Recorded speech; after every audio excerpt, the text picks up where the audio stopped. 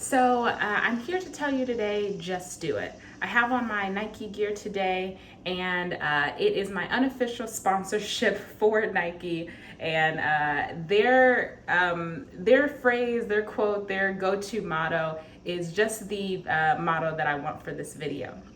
So, what I really wanted to talk about is how you need to not keep telling yourself what you're gonna do and what you wanna do, and you just need to do it. And I'm gonna help you guys actually get to that point of not just wanting and wishing and always longing, but actually doing it. So, I kind of wanted to talk about always wanting to do something, or always telling yourself, oh, in 5 minutes, in 10 minutes, I'm gonna do this tomorrow, how it's really, really hurting you. So I talk a lot about the power of your mind and how your inner dialogue really impacts your outer life.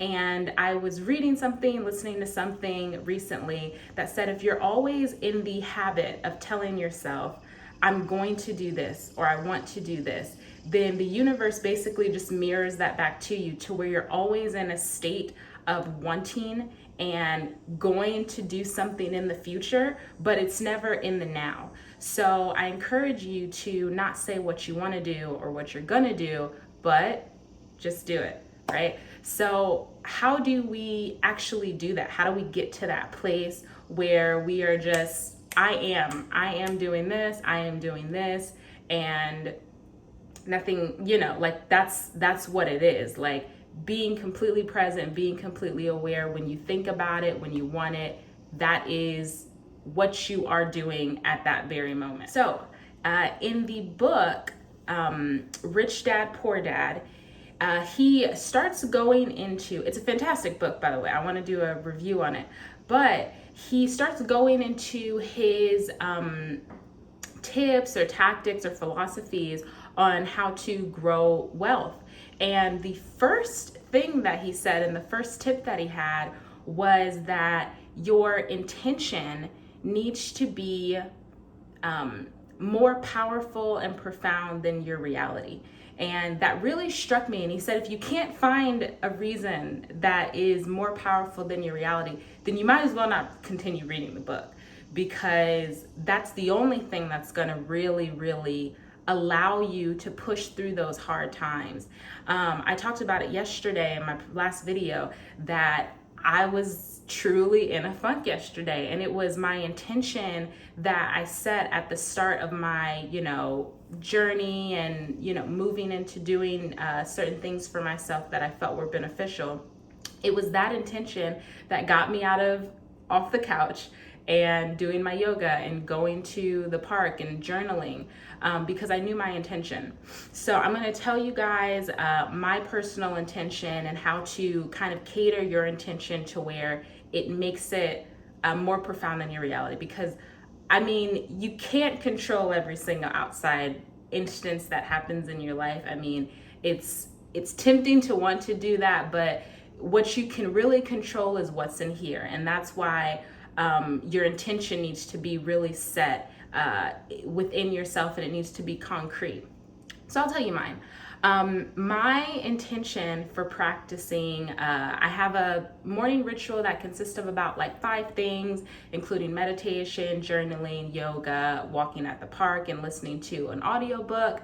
And I do those every single day, and I attempt to do them as soon as I can in the morning. I also do like affirmations and stuff. And my reasoning for doing that is another quote from Rich Dad, Poor Dad, and it's also lifted from the book Richest Man in Babylon. It is pay yourself first. And when Robert Kiyosaki, I think that's his name in Rich Dad, Poor Dad, when he kind of talks about it, he's discussing, instead of paying the tax man first and paying your bills first and giving to your kids first, pay yourself first. And then you actually have the motivation after you invest fully in yourself. You have more motivation to give to other people, because if they need it and you have to give it to them, then you're going to find that motivation, instead of at the end of giving everything to other people, you're just poor and desolate and you don't have anything.